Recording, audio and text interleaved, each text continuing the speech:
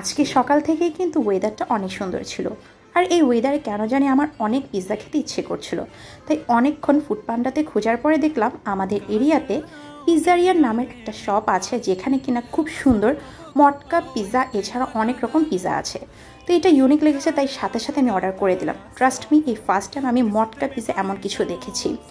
উপর দিয়ে অনেক বেশি বেকড ছিল, আর আমি কিন্তু অনেক বেশি বেকড পাস্তা পছন্দ করি। তো এটা আমার ভিতর দিয়ে পাস্তাই লেগেছে, যদিও তারা এটাকে পিৎজা বলেছে। বাট আমি বলবো যে এটার টেস্টটা মাশাল অনেক বেশি মজা ছিল। কারণ বলে না, নতুন একটা খাবার টেস্ট করলাম, নতুন একটা খাবার এক্সপিরিয়েন্স নিলাম। প্রাইস হিসেবে আমি বলবো যে খাবারটা অ্যাভারেজ ছিল। তারপর আমি যে পিৎজাগুলো এনেছিলাম সেগুলো আনবক্সিং করছিলাম, আমার ছোটো ভাই আমাকে হেল্প করছিল। তো আমি এখানে 9 ইঞ্চের যে পিৎজাটা সেটা এনেছিলাম, কারণ আমি আমার ছোটো ভাই খাবো। তো ভাবলাম যে 3 জনের জন্য কিন্তু 9 ইঞ্চের যে পিৎজাটা সেটা অ্যাভারেজ হয়ে যাবে। তো এটা হলো মার্গেটেরিয়া তাদের পিৎজার নামটা। এটা কিন্তু মাশাল অনেক মজাই ছিল।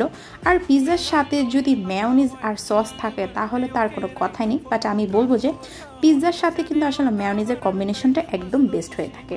বাট এই পিৎজাটাকে কিন্তু আমি 10-এ একদম 9 দিব, কারণ এটা আমার কাছে বা আমার আম্মু ভাইয়ের কাছেও কিন্তু মাশাল অনেক বেশি মজা লেগেছে।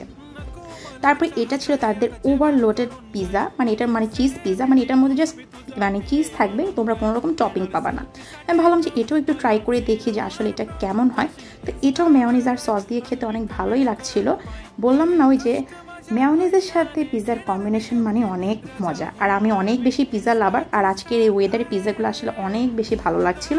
আর আমি বলবো যে জাস্ট 2টা পিৎজা খেয়েই কিন্তু আমাদের একদম পেট ভরে গিয়েছে, দুপুর আর কোনো কিছুই খেতে হয় নাই।